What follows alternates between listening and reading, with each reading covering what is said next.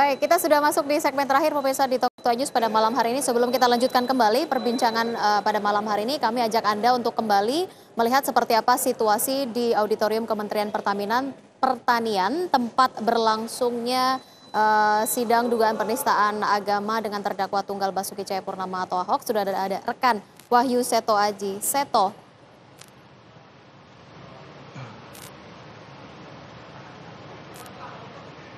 Ya baik Rizka, untuk diketahui bahwa persidangan dugaan penistaan agama dengan terdakwa Basuki Cahayapurnama atau Ahok masih berlangsung di Auditorium A, Kementerian Pertanian, Jakarta Selatan. Dan untuk saat ini saksi yang diperiksa adalah saksi yang keempat atas nama Syamsu Hilal. Setelah 3 orang saksi diperiksa sebelumnya, yang pertama adalah Novel Bamukmin, kemudian Habib Muhsin, dan yang ketiga adalah Gus Joy Setiawan. Sementara itu setelah 4 orang saksi ini diperiksa, maka akan ada 2 saksi lagi tambahan. Di antaranya adalah Pedri Kasman. Pedri Kasman adalah berasal dari Ikatan Pemuda Muhammadiyah. Dengan demikian ada 6 orang saksi total hari ini yang akan menjalani persidangan dengan Ketua Majelis Hakim yakni Dwiarso Budi Santiarto. Sementara 2 orang saksi yang rencananya telah dijadwalkan untuk diperiksa pada hari ini urung datang. Yang pertama sakit dan yang satu diketahui telah meninggal dunia. Sementara itu Rizka, dapat kami sampaikan konferensi pers yang tadinya sudah disiapkan untuk awak media, yang mana Gubernur nonaktif DKI Jakarta Ahok akan memberikan keterangan, namun nampaknya untuk konferensi pers tersebut saat ini masih menunggu mulainya.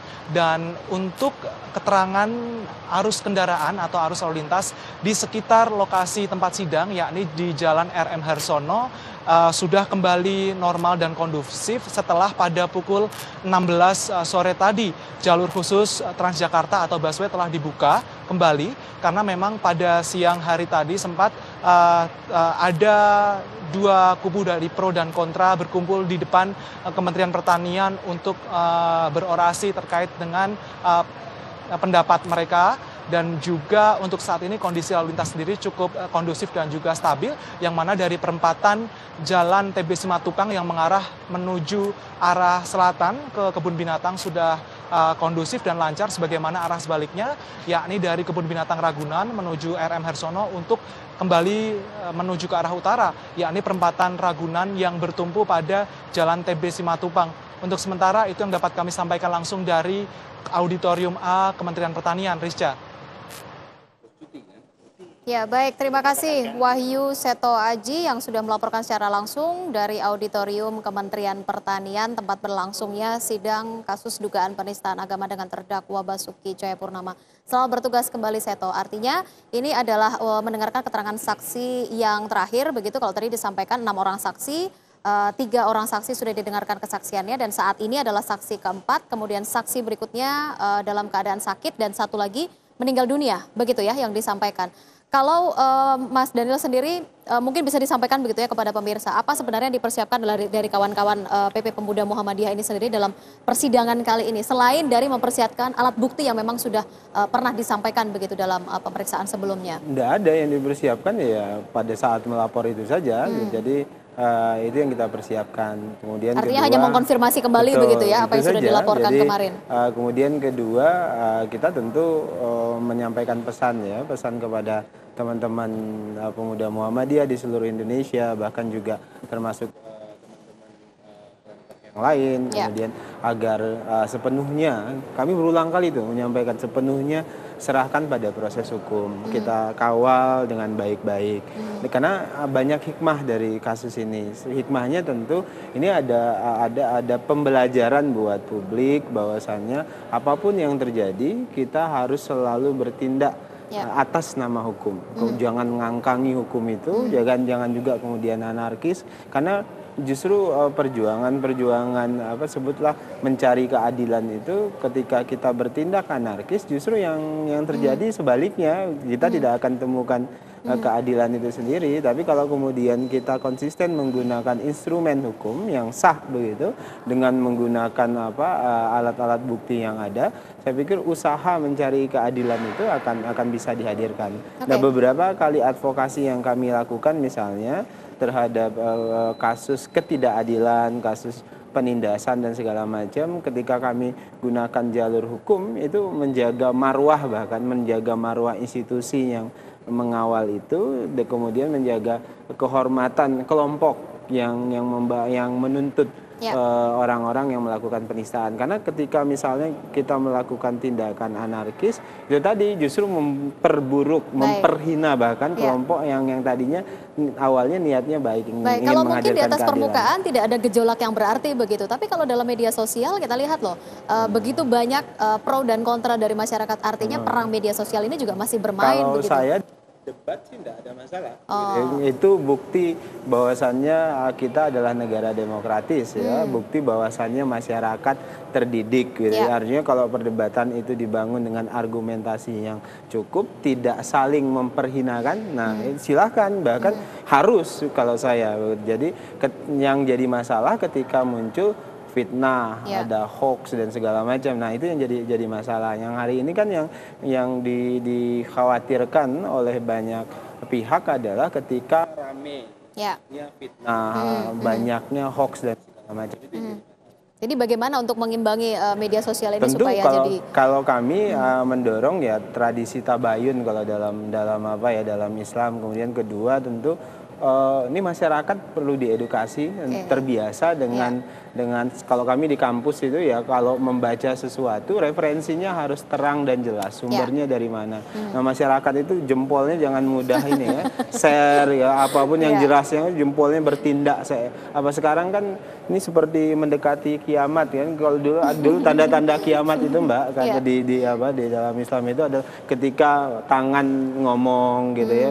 Ini kan sekarang tangan kita ngomong. Sekarang bukan mulut kita loh yang ngomong, tangan semuanya, jempol gitu. Mulutnya diam tapi tangannya itu bekerja. tanda-tanda kiamat mau dekat. Nggak mungkin juga kiamat nggak dekat ya, pasti mau dekat. Baik, kita kembalikan kepada kasus hukum begitu ya.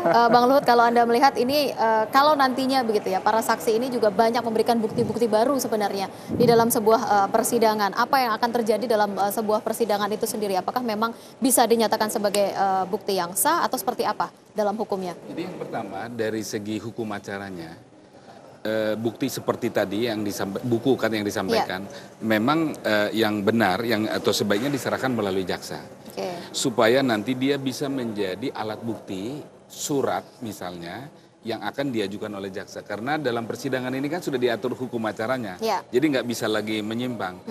Karena jaksa yang punya kewajiban untuk membuktikan. Jadi oleh karena itu maka kalau masih ada alat bukti yang lain, itu bisa disampaikan melalui jaksa, nanti disiapkan berita acaranya, dan kemudian nanti secara resmi bisa diserahkan kepada persidangan.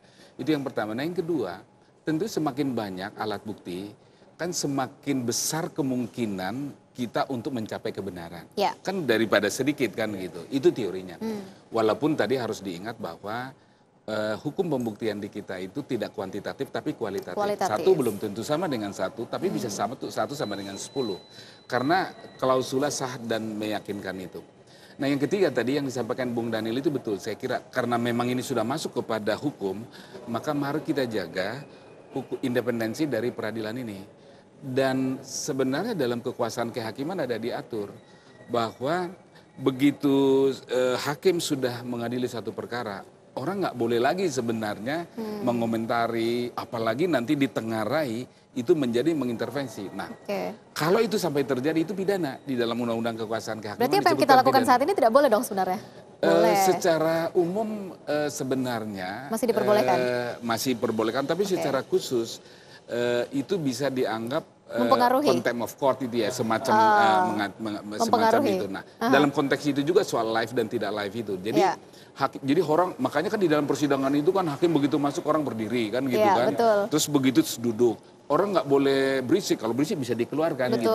Nah itu contoh-contoh gitu ya, bahwa dia memang harus dibuat tenang, dijaga sampai jangan ada yang mengintervensi. Jadi itu sebenarnya yang perlu. Benar-benar memberikan keyakinan begitu ya kepada hakim. Hakimnya nggak usah nonton TV, nggak usah benar-benar steril gitu ya menjadi seorang hakim. Betul, supaya jangan bias. Cukup dengan itu, harus cukup dengan semua materi ini kan sudah dimasukkan dalam berita acara. Jaksa bisa mengajukan nanti alat bukti tambahan, advokat juga bisa nanti jadi hakimnya disajikan itu lengkap-lengkapnya, Baik. jelas-jelasnya supaya kemudian nanti kebenaran material itu dapat dicapai. Baik, Pak Yani terakhir sebelum kita tutup program ini begitu ya, Anda pernah menjadi seorang wakil rakyat juga begitu. Kemudian sekarang Anda menjadi tim advokasi. Apa yang bisa Anda sampaikan kepada pemirsa dari kacamata Anda sendiri begitu ya melihat kasus yang memang sampai dengan saat ini masih bergulir? Yang pertama tentunya ini harus dipisahkan. Ini kan jangan dikait-kaitkan persoalan ini seolah-olah menjadi persoalan election. Ya kan? Ini kan selalu mau ditarik-tarik nih Ya, ya. ke ranah election, ranah pilkada. Ya. Ini adalah murni adalah perbuatan Perbuatan dugaan pribadi ya? pidana yang dilakukan oleh saudara Ahok. Yang kedua adalah juga pada waktu atau hak setiap warga yang menghadiri sidang, menonton sidang seperti itu ya. Tapi ya bagaimana dikemukakan oleh Dhani dan Bang Luhut tadi ya masuk dalam koridor-koridor hukum, tidak lagi menggunakan jargon-jargon pilkada, ya kan? Saya melihat beberapa kali masih menggunakan jargon-jargon pilkada seperti ini. Bawaslu kayaknya masih tidur ini. Ini kan Bawaslu kan punya peranan juga seperti itu kan, karena ini masanya, jadi harus memang dipisahkan. Terus yang kedua, itu sebagaimana dikemukakan oleh Bang Luhut tadi, ya biarkanlah ini proses persidangan ini berjalan, nanti para pihak menggunakan otoritas yang ada, JPU dengan kewenangan yang ada untuk menghadirkan alat-alat bukti, baik bukti yang ada maupun bukti tambahan dengan mekanisme yang ada. Begitu juga kalau nanti pihak tersangka atau terdakwa punya hak juga untuk melakukan pembelaan, ya silakan hadirkan saja. Nanti akhirnya kan hakim yang memutuskan, ya kan? Hakim tadi jelas pembuktian ini juga bukan kuantitatif banyaknya, ya kan? Cukup 1-2 dengan ditambah dengan keyakinan hakim ya selesai perkara ini. Kita sudah menyerahkannya kepada jalur hukum, ya saya yakin hakim bisa menangkap aspirasi yang berkembang. Nah, hukum yang tumbuh di masyarakat juga bagian juga itu hukum yang hidup di tengah-tengah kita. Baik, kita masih akan nantikan seperti apa sebenarnya hasil akhir dari persidangan hari ini atau hasil sementara begitu ya dari keterangan para saksi yang dihadirkan dalam persidangan untuk hari ini, karena satu orang saksi masih dimintai keterangannya begitu dalam pengadilan untuk sampai dengan sore hari ini. Terima kasih Bapak-bapak.